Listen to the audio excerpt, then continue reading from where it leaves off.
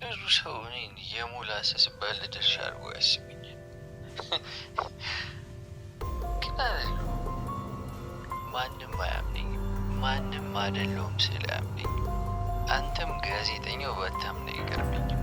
ማን እንደሆኑ ልንገርህ ባለ ድርሻዎች። አንደኛው ባለ ድርሻ አባቴ አቶ ፍታወርቅ፣ ሁለተኛው ደግሞ እስክንድር ይባላል። እሱን ወንድሜ ብዬ መጥራት አልፈልግም፣ ሰው እንዳይመስልኝ። መሰሪ ነው። ሶስተኛው ልንገርህ። አይ አልነግርህም፣ በፍጹም አልነግርህም። ልትገምት የምትችለው ሰው አይደለም። እርግጠኛ ነኝ ብታውቀው ትደነግጣለህ።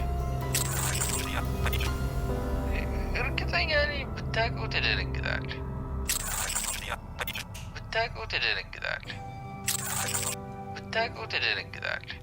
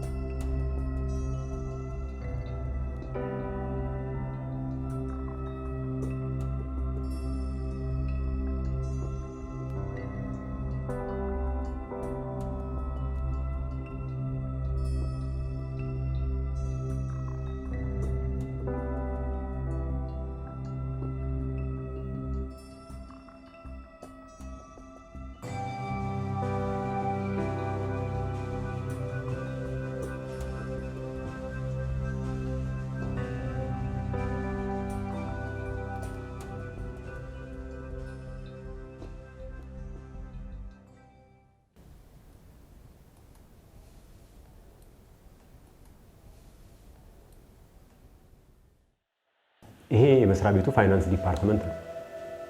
እኔ ደግሞ የመስሪያ ቤቱ ፋይናንስ ዲፓርትመንት ፋይናንሻል ማናጀር ነው። ስለዚህ በዚህ ግማሽ ዓመት የተመዘገበው ዝቅተኛ ገቢ አሳስበኝ።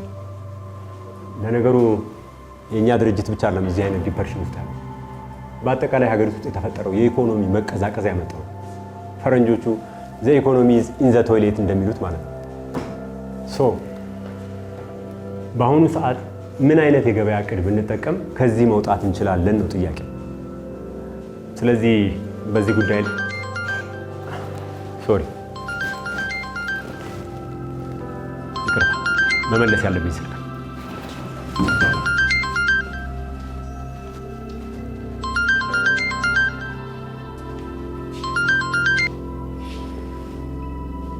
ሄሎ እሺ መቼ ነው አንተ ወደ ሀገር ቤት የምትገባው? መልካም አዲስ ነገር ካለ ደውዬ አሳውቅሃለሁ። እሺ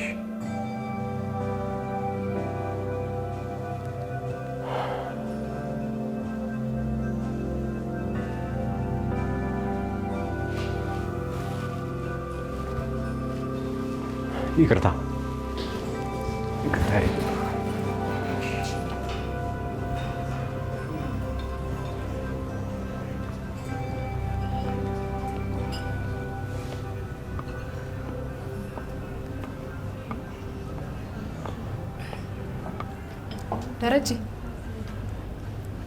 ደረጀ ኧረ በሀሳብ መጥፋት ስለምን እያሰብክ ነበር? ስለምንድን ነው የማስበው?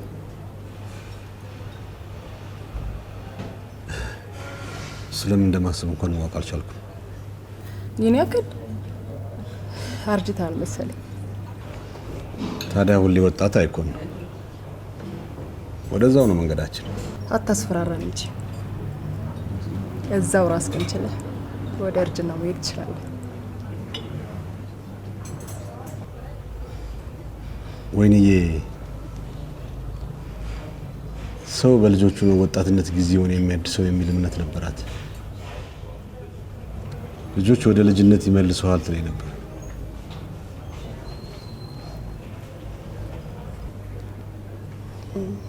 ደሬ አይዞሽ አትጨነቂ። አውራሻት ወይኔ እንደምታውቃት ነች።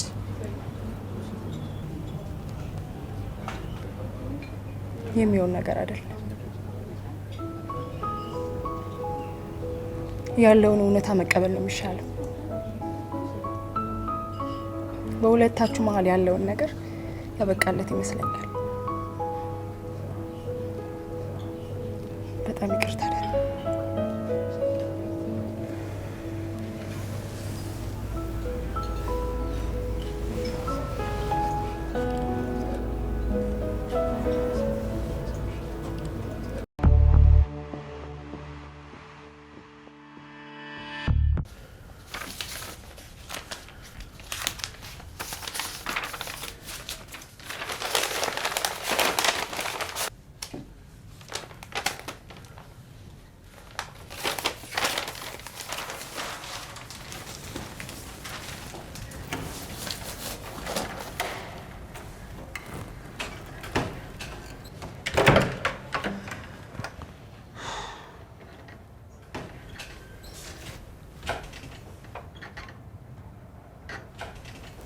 ደሬ ሰላም ነው?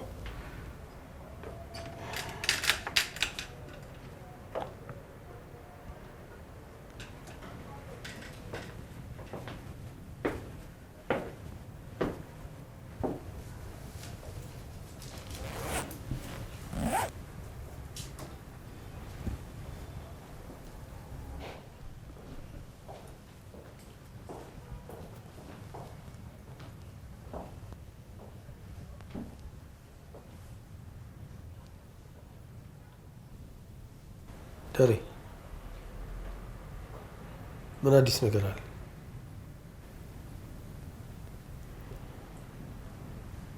ከወይንዬ ጋር አወራችሁ እንዴ?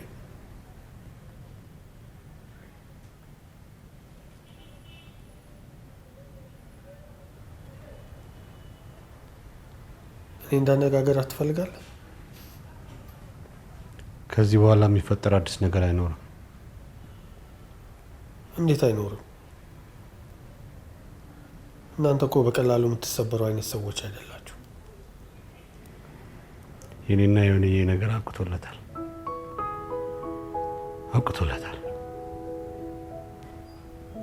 አብቅቶለታል።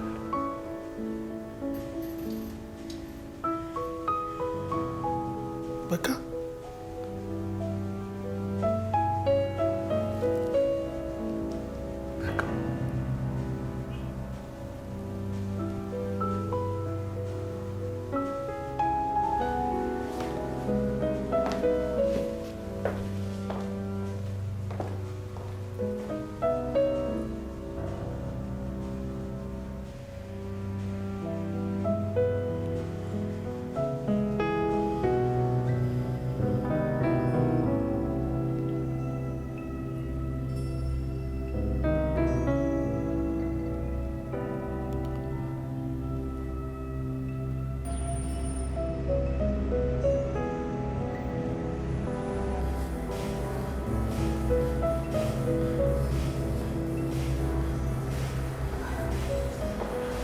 ጉሮሮ ይላብጥብ ትላል ነበር።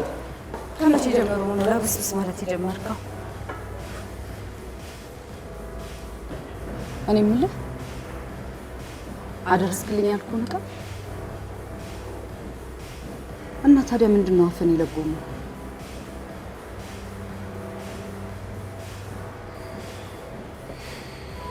በአንቺ ምክንያት የሰው ትዳር ፈርሶ ያውቃል? ድንግል ድረሽ ምንድነው የምታወራው? ቆይ ምን አይነት ጥያቄ ነው የምትጠይቀኝ? የጋዜጠኛው ሚስት ስለኔ ታውቃለች? ትዳሬን አፈረሰች አለች? ማንም በየቤቱ ትዳሩን ያፈርስና በእኔ ያሳብባል። ትዳራቸው ጥሩ እንዳልነበር አውቃለሁ፣ ግን በእኔ ምክንያት አልፈረሰም። በጣም የምትወጂው የቅርብሽ ሰው ትዳር ባንቺ የተነሳ ሲፈርስ ጸጸቱ ይወጣልሻል? ቆይ አንተ ሰውዬ እዚህ ስታይኝ ትዳር አፍራሽ መስዬ ታየው? ያን ያክል ወራዳ አይደለሁም። ወራዳ? ቆይ ለምንድን ነው የምትጠይቀኝ? ጋዜጠኛ አይደለም? ለምዶብኝ ይሆናል። አይመስልም። ያጠፋው ጥፋት አለ? ኧረ የለም፣ እንዲሁ ሀሳብ ይዞ ነው። ይሁንልኝ። ለነገሩ ያም ጋዜጠኛ እንደዚህ የሆነ ማስበው ነገር አለ እያለ ይጠይቀኝ ነበር። ስለምን ይጠይቅሽ ነበር? ኧረ እኔ ስንቱን አስታውሽ ይችላል።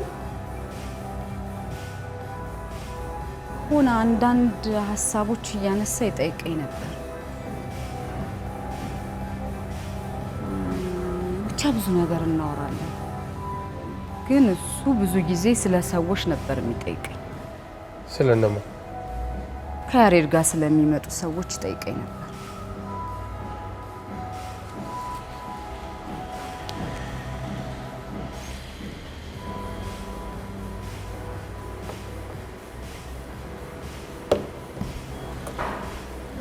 ይህን ሰውዬ ከያሬድ ጋር አይተሽው ታውቂያለሽ?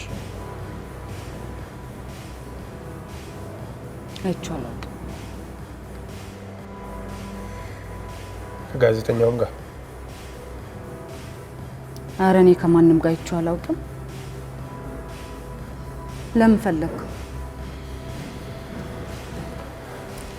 አንድ ነገር ላስቸግርሽ።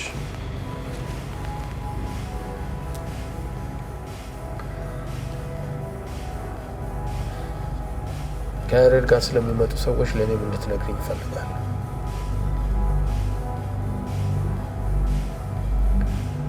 ማን ያውቃል፣ ይህ የምትነግሪኝ ነገር አንቺንም ከያሬድ ነፃ ሊያወጣሽ ይችላል።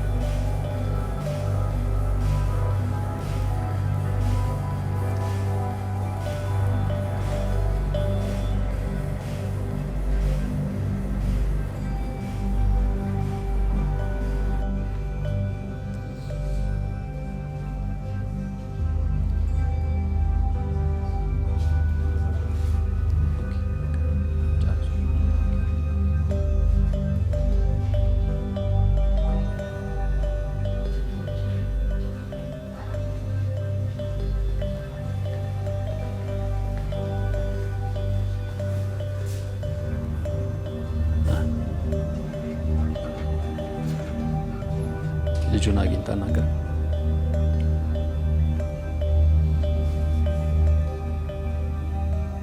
እንዴት ነው እቅዱ የሚሳካ ይመስላል? 100% ከአፉ እንድሰማ ባር ቀጠረው ግዴታ ነው መሆን አለበት። ወደድንም ጠላንም ሳይቀር መቅደም አለበት።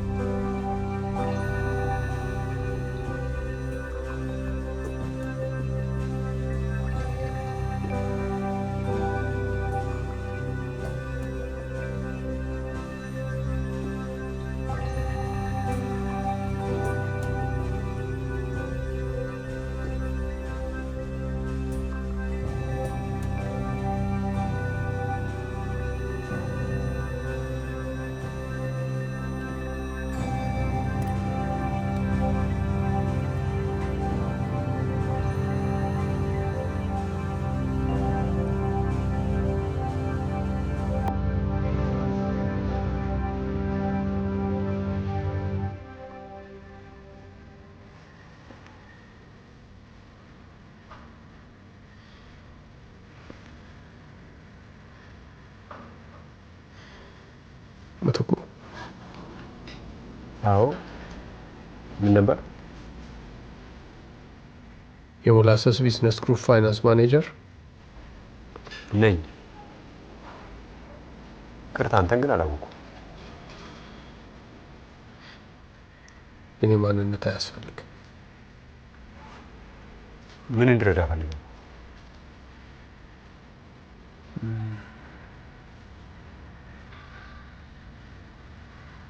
ጋዜጠኛ ሙሴ ዘሪሁንን ታውቀዋለህ? ምንም አያስፈልገኝም። አመሰግናለሁ።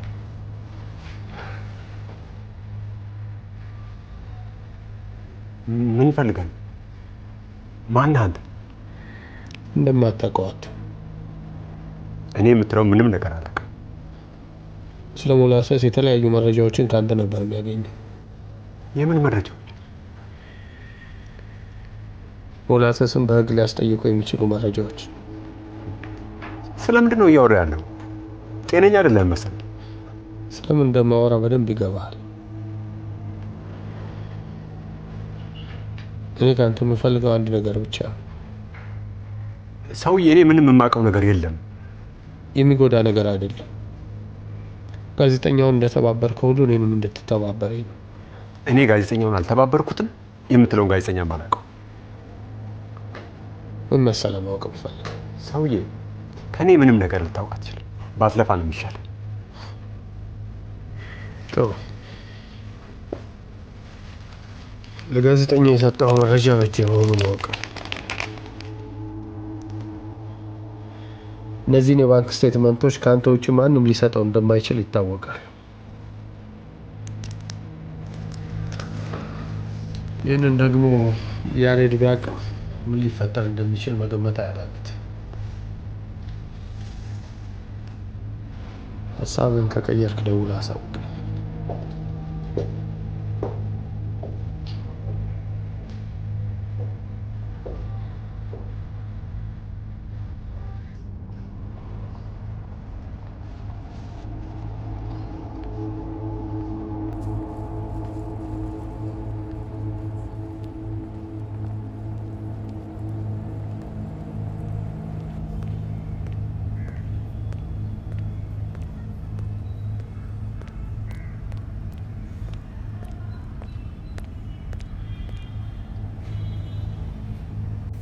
እሺ እንዳልከው አደርጋለሁ። ነገ ጠዋት ደግሜ ያገኘዋለሁ። እሺ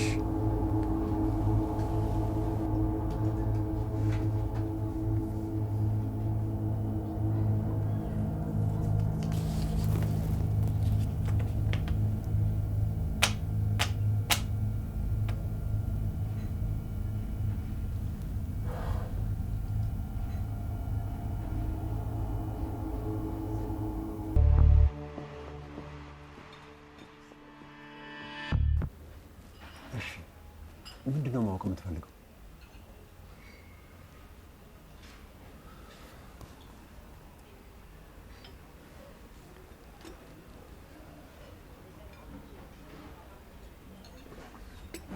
ማወቅ የምፈልገው አንድ ነገር።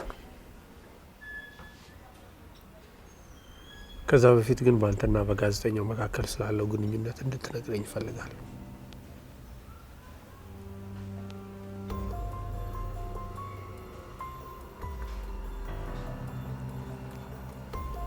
ሙሴ በጣም ሊታመን የሚችል ትልቅ ጋዜጠኛ ነበር።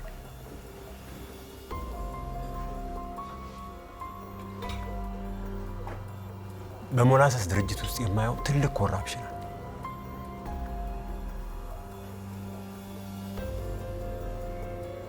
ጫፉ የት ድረስ እንደተዘረጋ እንኳን የማታውቀው ከባለስልጣኖች ጋር የተገናኘ ትልቅ ኮራፕሽን።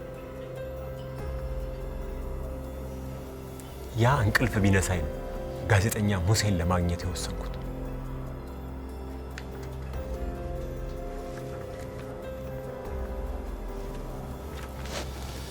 ይህንን ለማድረግ ለምን ፈለግ? ህሊናዬን ማሳረፍ እፈልጋለሁ። ይሄ ወንጀል ሲፈጸም እያዩ ዝም ማለት ራሱን ወንጀሉን ከመፈጸም አይተናነስም። አንተ ጋር ግን አንድ ነገር ማወቅ እፈልጋለሁ። ሚስጥሬ ምን ያህል የተጠበቀ? በሱ ላይ ጥርጣሬ አይኖር። 100% ሚስጥራዊ ነው። ሙያዬን በአግባቡ የምወጣ ሰው ነኝ። በየጊዜው እየተገናኘን የተለያዩ ዶክመንቶችን እንሰጠው ጀመር። እሱም በራሱ መንገድ የጋዜጠኝነት ምርመራውን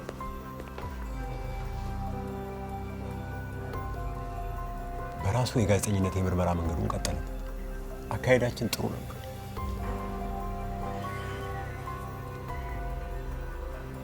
እና ጥፋታችሁ ምን ነበር? ያን ያህል ጥፋት እንኳን አልነበር። ከአንዳችሁ ጋር መተዋወቅ አለብኝ። ከሞላሰስ ቤተሰብ ጋር የሚሆን ይመስላል። መሆን አለበት። አሰራራቸው ድብቅ ነው። ወዳጅ ሆነህ ካልቀረብካቸው በስተቀር በጭራሽ አትደርስባቸው። እሱስ ልክ ነው። ከማን ጋር ወዳጅ መሆን የሚችል ይመስላል? ከማን ጋር? ከፍታ ወርቅ ጋር። እድሜን አይተህ ነው? እስኪ ከወጣቶቹ ፍታ ወርቅ እስከሚሄድ ወዲህ አዲስ ወዳጅ የሚፈልግ አይመስለኝም። ትልቁ ልጃቸው ውጭ ነው ያለው። ያሬድ የሚባለው ልጅ ለወዳጅነት ጥሩ ሳይሆን አይቀርም። ሊሆን ይችላል። የሚያዘወትርበት ቦታ ይኖር ይሆን? ምስራቅ ባርና ሬስቶራንት። ነገሩ ባርና ሬስቶራንቱ በምስራቅ ስም ይከፈት እንጂ የራሳቸው ነው። እዛ ብትሄድ ያሬድን ልታገኘው ትችላለህ። እዛ ባርና ሬስቶራንት ከያሬድ ጋር ተዋወቁ። በየጊዜው እየተገናኙ የሚያደርጓቸውንም የተለያዩ ንግግሮች ይቀዳ ጀመር። በመጨረሻም ጥሩ ነው ያልነው እቅድ የጋዜጠኛው መጥፊያ ሆነ።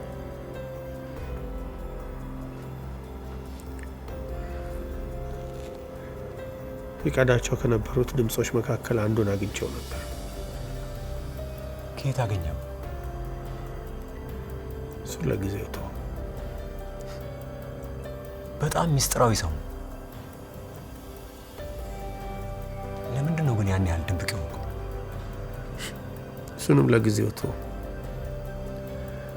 ዋናው ማወቅ የምፈልገው ነገር በሞላሰስ ድርጅት ውስጥ ዋናው ባለድርሻ ማን እንደሆነ ነው።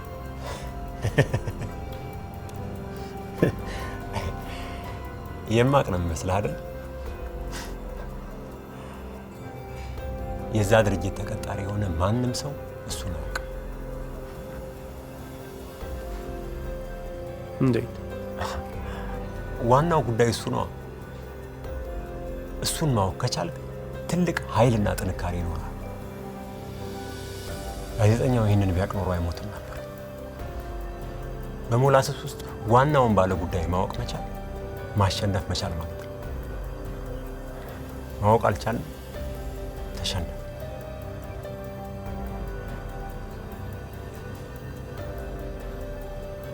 እና ጋዜጠኛ ያላወቀው ነገር ነው ማወቅ የሚገባኝ። ቆይ አንተ ለምንድን ነው ራስህን የምታደርገው? ለምንድን ነው ሁሉን ነገር ማወቅ የምትፈልገው?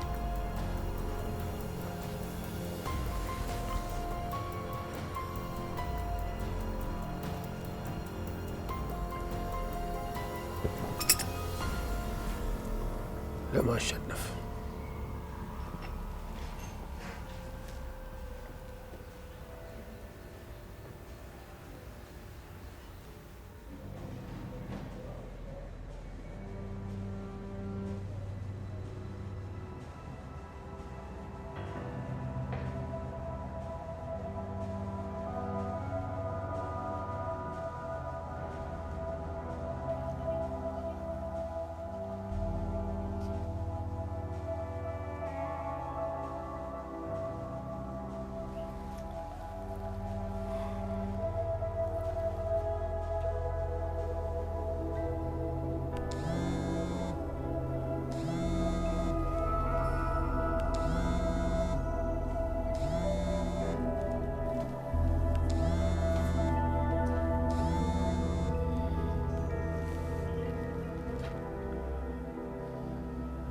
ሄሎ ምስራቅ፣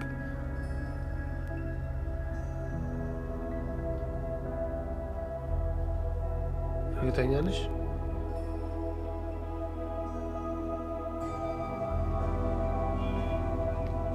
በጣም አመሰግናለሁ።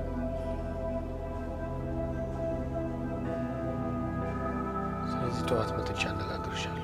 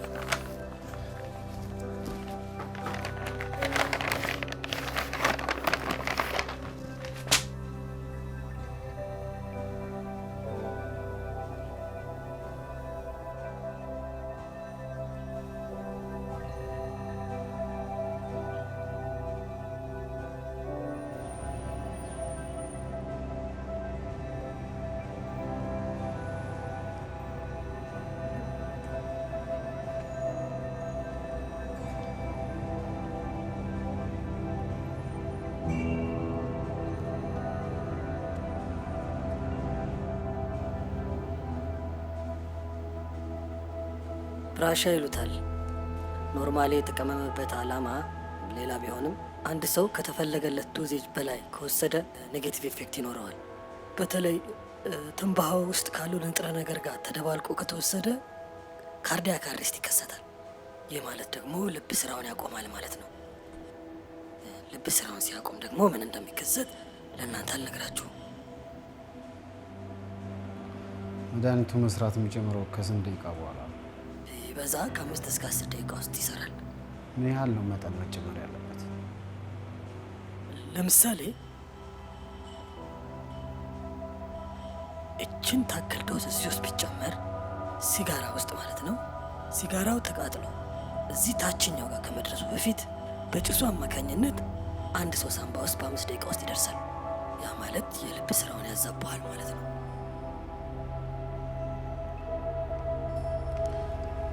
ስለዚህ አንተ የታክሲ ሹፌሩ ትሆናለህ። ከኤርፖርት እንደወረደ ሄደ የምትቀበለው አንተ። እኛ ብዙ ጊዜ ታክሲ ስለምንልክለት እሱ ያውቃል። ስሙን በወረቀት ላይ ተጽፍና ከፍ አድርገህ ታሳየዋል። እኛ የላክልለት እንደሆነ ስለሚገባው ታክሲ ውስጥ ይገባል። ከኤርፖርት ግቢ ውስጥ ይዘው እንደወጣ ሲጃራ እንደሚያጭስ ትጠይቀዋለህ። ሱስ ስላለበት መልሱ ይታወቃል። ያኔ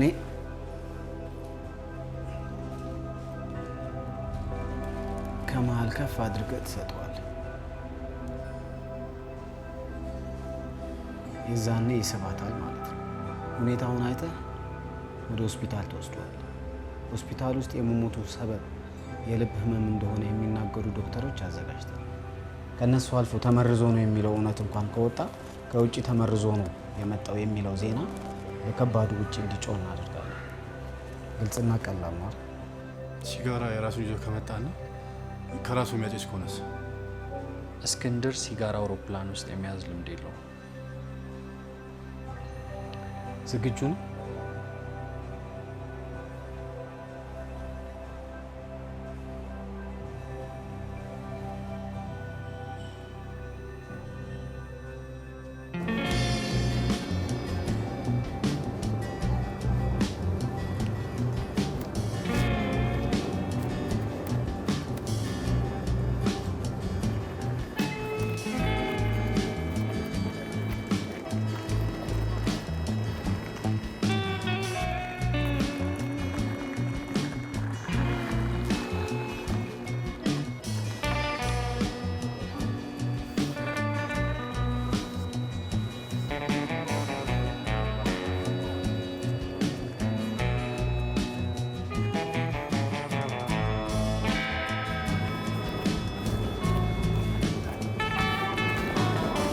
ከ30 ደቂቃ በፊት ትመጣላችሁ ብዬ አላሰብኩም።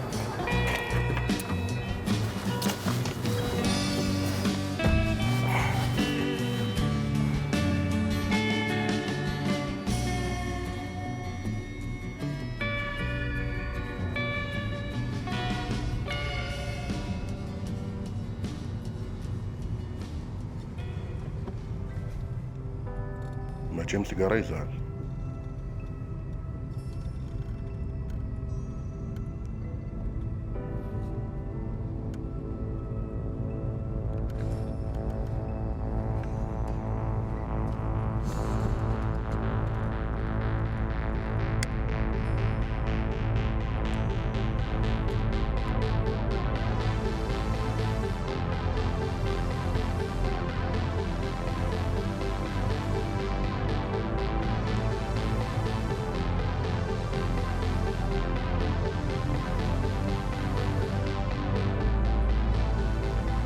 ወዴት እየሄድክ ነው? መንገድ ተሳስተናል። ህይወቴን ወደ መታተፍበት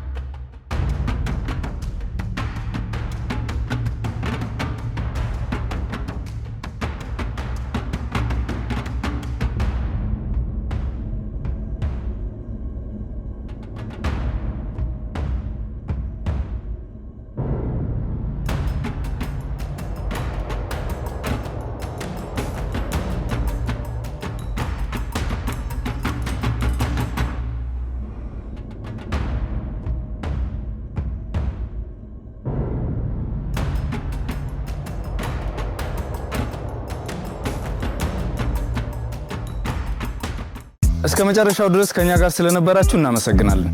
የምናዘጋጃቸውን አዝናኝ ቪዲዮዎች ማየት ከፈለጋችሁ እዚች ጋር ጠቅ ያድርጉ። ሰብስክራይብ የሚለውን ደግሞ እዚህ ጋር ጠቅ ማድረግ እንዳረሱ። በቀጣይ ቪዲዮ እንገናኝ።